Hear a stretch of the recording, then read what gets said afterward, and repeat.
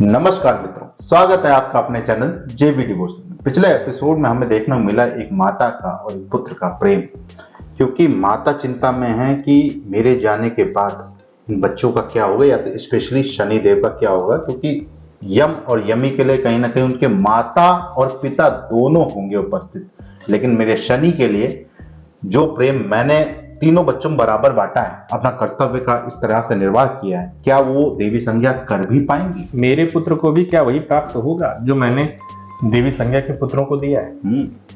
तो बहुत ही विषम परिस्थिति आने वाली है कुछ दिनों बाद। अब देखते हैं शनिदेव को इसका जो आशंका है, मतलब उनको जो अपनी माता की चिंता देख के उनको क्या पता चल पाता है कि माता क्यों चिंतित है या क्या कारण है इसके पीछे। फिलहाल बहुत कुछ सोचे बिना शुरू करते हैं हम एपिसोड 29 पार्ट 3।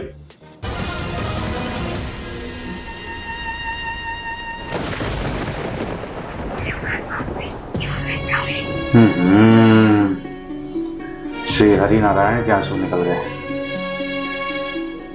एक माँ और एक पुत्र का ऐसा संबंध कभी नहीं देखा। एक माँ जो ये जानती है कि उसका कोई अस्तित्व नहीं, कोई परिचय नहीं, बस है तो एक प्रयोजन जिससे अपने पुत्र का लालन पालन कर सके। और उसी माता का पुत्र जिसका सृजन हुआ एक महान प्रयोजन के लिए, परंतु उसको अपने अस्तित्व का भान नहीं, और फिर भी मां अपनी ममता का बलिदान करने को प्रस्तुत है ताकि उसका पुत्र अपना परिचय पा सके, स्वयं बना सके, अपना अस्तित्व खोज सके। महान लक्ष्य के लिए महान त्याग करना ही पड़ता है नारायण। त्याग कभी निष्फल नहीं जाता। बीज धरती में विलीन होकर अपना अस्तित्व खोता है, तब कहीं जाकर वृक्ष खड़ा होता है। परंतु उस वृक्ष पर आए हर फल में उस बीज के अंश होते हैं। छाया का यह त्याग भी शनि की आत्मा में सदैव जीवित रहेगा, परंतु हमारा वर्तमान का त्याग और भविष्य में आने वाला उसका फल, दोनों हमारे चयन पर निर्भर करते हैं। छाया ने त्याग का चयन किया है। अब देखना है शनि क्या चुनता है।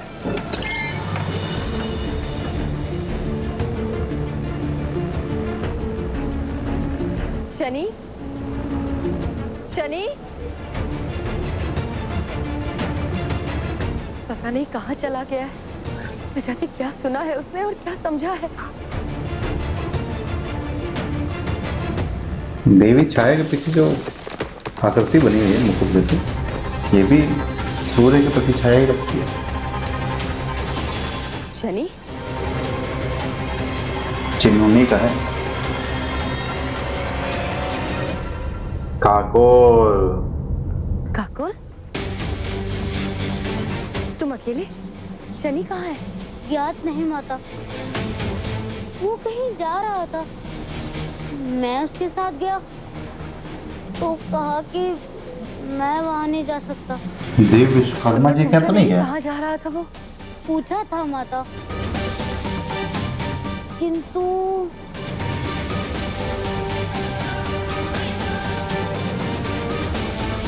उत्तर समझ में नहीं आया। उन्हीं पर से होंगे उत्तर कह रहा जानना। था कि सूर्यलोक का प्रकाश उसे भा नहीं रहा है, इसलिए छाया में जा रहा हूँ वन गए हैं जहाँ विश्राम कर सकूं। अब आप ही बताइए माता, व्यक्ति विश्राम तो अपने कक्ष में ही करेगा ना?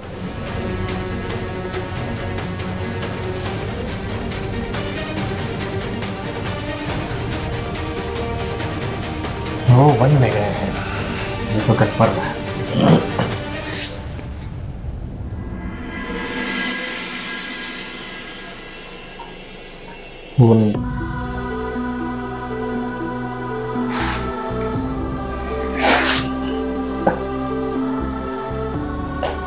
यहाँ उनको जितना प्रेम मिला वहाँ केवल ईर्ष्या, चुनौती,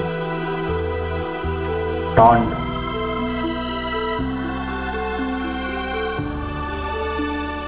आपको कैसे ज्ञात हुआ माता कि मैं यहाँ हूँ? पुत्र हो मेरे तो। वैसे ही जैसे तुम्हें ज्ञात था कि मैं यहाँ आऊंगी। माता और संतान के संबंध में कुछ कहने की आवश्यकता है क्या? परंतु करने की आवश्यकता है माता। देखिए माता, मैंने इस झूले को फिर से बांध दिया। आपको स्मरण है ना माता कि आप मुझे इसी झूले पर झुलाते झुलाते जैसे लोरी सुनाकर सुलाया करती थी। कितना सुखद समय था ना वो, है ना? अब वो समय सुखद लग रहा है, देख रहे हैं आप? आज तक मैं कभी आपसे इतने समय के लिए दूर नहीं रहा माता। ना सीमा बात थी ना कि वन के बाहर ही नहीं जा सकते, और बाहर आज की जब दुनिया इतने से। समय के लिए जा रहा हूँ तो सोचा कि यहाँ चला हूँ जहाँ मेरी माता के साथ साथ मेरे सारे संस्मरण बिखरे पड़े।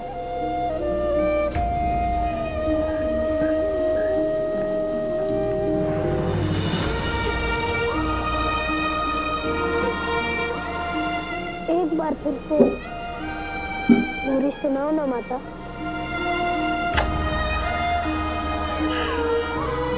अंतिम बार, अंतिम बारी। बुढ़ापा काल निकल जाएंगे ना।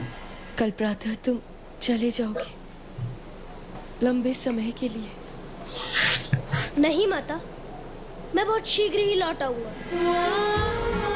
नहीं पुत्र,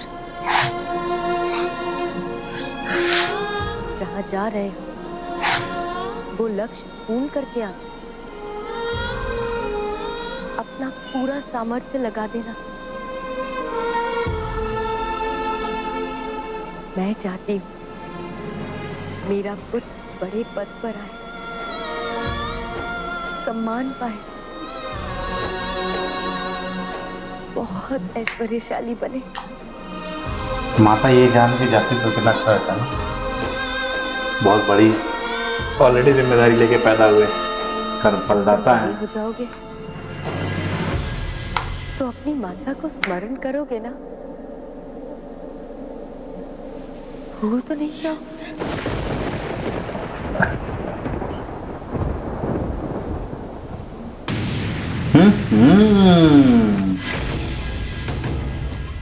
मुझे लगा कि कुछ और बातचीत भी चलेगी। धमाका हो गया।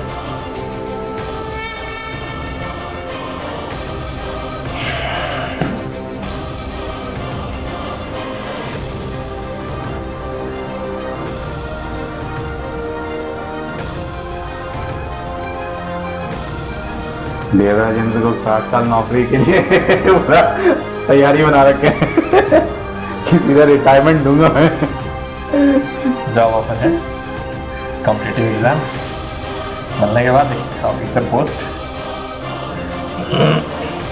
एंट्रेंस में ही 60 साल ले लेंगे हम। पेंशन ही देंगे सीधा। मुझे गर्व है कि सूर्यपुत्र इस प्रतियोगिता में भाग लेने जा रहे हैं।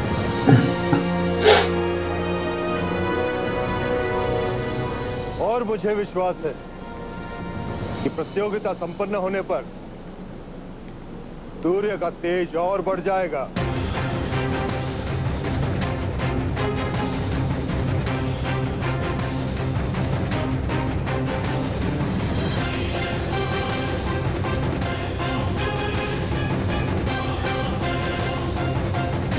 श्रेष्ठ ही विजयी होगा। ज्येष्ठ ही विजयी होगा कि श्रेष्ठ बोला? श्रेष्ठ ही विजयी। हाँ वही ना, ज्येष्ठ बोलेंगे तो देवी संज्ञा अभिषेक कीजिए।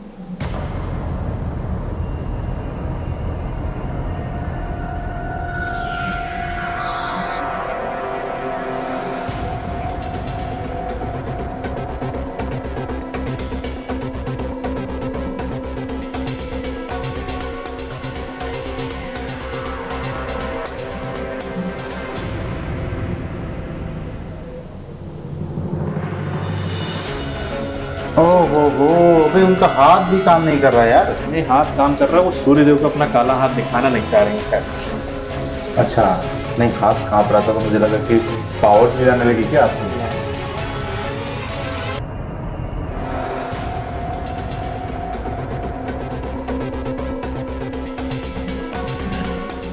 आयुष्मान भव।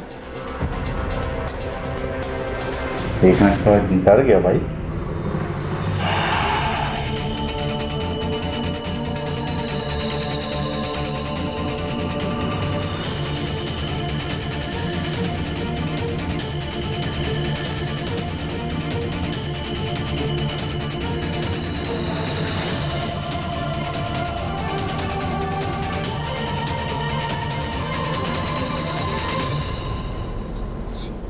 प्रणिपात माता।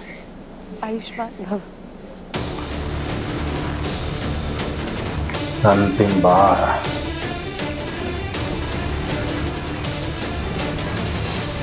दरअसल शनिदेव बड़ी विचित्र स्थिति में इसलिए हैं कि किस लिए माता दुखी है ये भी समझ में आ रहा है कि 6 महीने के लिए मैं जा रहा हूँ, शायद इसलिए दुखी है। चेहरे की पीड़ा देख पा रहे हो। पीड़ा जो है वो कई भागों में बट गई। जाने का समय हो गया है सूर्यदेव। देवराज इंद्र बड़ी जल्दी में है। आज्ञा दे पिताश्री। विजयी भव। प्रणिपात दे। सुरक्षित रहना शनि। उद्दंडता हर बार अच्छा फल नहीं देती।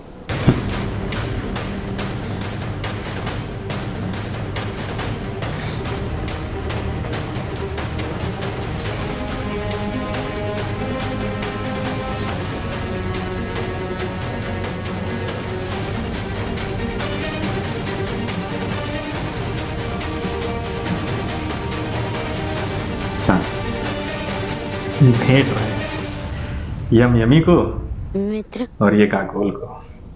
शीघ्र लौटना, मैं तुम्हारी प्रतीक्षा करूंगा। धर्मराज आप ही बनेंगे ज्येष्ठ।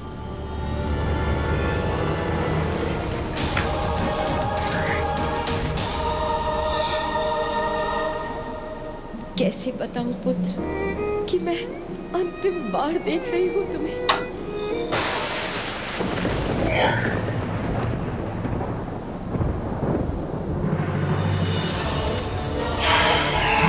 मन की तरह।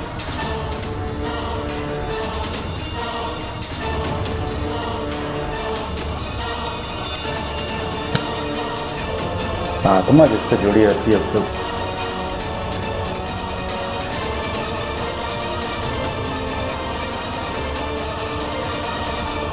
मैं ये यात्रा निरस्त करता हूँ। अरे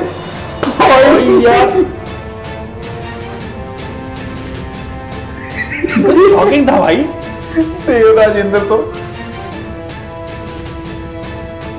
मैं इस प्रतियोगिता में नहीं जाऊंगा।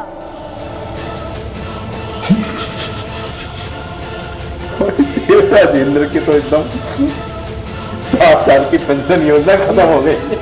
भाई ये तो मैंने सोचा ही नहीं था भाई इस तरीके का कुछ प्रकरण होगा। गजब का ट्विस्ट दिया है भाई। मतलब मैंने सोचा भी नहीं था कि इस तरीके का कोई प्रकरण। बिल्कुल नहीं सोचा था। लग रहा था कि हाँ उनको तनाव रहेगा लेकिन वो चले जाएंगे क्योंकि इस स्थिति में पहुंच गए थे कि अब जाना निश्चित था। द्वार पे आकर के कदम रोक करके सहसा ये बोलना कि मैं अपना जाना निरस्त करता हूँ। मैं तो केवल एक बार ये सोच रहा हूँ, चिंतन कर रहा हूँ कि देवराज इंद्र के मन पे क्या गुजर रही होगी। वो तो पूरा 60 साल की नौकरी तय करके बैठे थे कि मैं फ्री में काम करवाऊंगा 60 साल, 1 रुपया नहीं दूंगा। इंटर्नशिप में एको पैसा नहीं दूंगा। यार ये तो जोक्स अपार्ट, लेकिन जिस प्रकार से एक मन की तरंगे दूसरे मन तक पहुंची, मतलब माता के हृदय की तरंगे पुत्र तक पहुंची और पुत्र ने सहसा ये फैसला लिया, आगे क्या होगा ये तो मतलब अब हम कुछ परिकल्पना कर ही नहीं पा रहे। किसी अभी व्यक्ति का मन में अगर अथाह प्रेम हो किसी के लिए तो आप उनकी सोच पढ़ सकते हैं। उनके मन में जो भय है, जो प्रेम है या जो खुशी उत्पन्न हो रही है उसको महसूस कर सकते हैं। वैसा दिखा रहे हैं इसमें। पिछली बार भी मैंने बताया था कि इस सीरियल में क्यूरियोसिटी बहुत तगड़ी दे रखी है, ट्विस्ट एंड टर्न्स बहुत अच्छे दे रखे हैं हर एपिसोड में। कहने का तात्पर्य यह है कि हम लोग आकलन 1 में भी लगा रहे थे तो हमारे 1-2 आकलन गलत हो गए। हम लोग आकलन लगा रहे थे जब सूर्यदेव सूर्यलोक में लेके आए थे इनको, तब भी आकलन गलत हुए। और अभी भी जो आकलन हम लोग लगा रहे थे वो सहसा पलट गया। मतलब जिस तरीके से ट्विस्ट प्रेजेंट किया जाता है, कहीं ना कहीं चीज वही देखने में मजा आता है जो आपके दिमाग के हिसाब से न चले। तो क्या होगा आगे ये तो समय ही बताएगा। फिलहाल के लिए ये एपिसोड हमें यहीं समाप्त करना होगा। शीघ्र ही लौटेंगे एक और नए एपिसोड के साथ। तब तक के लिए राधे राधे।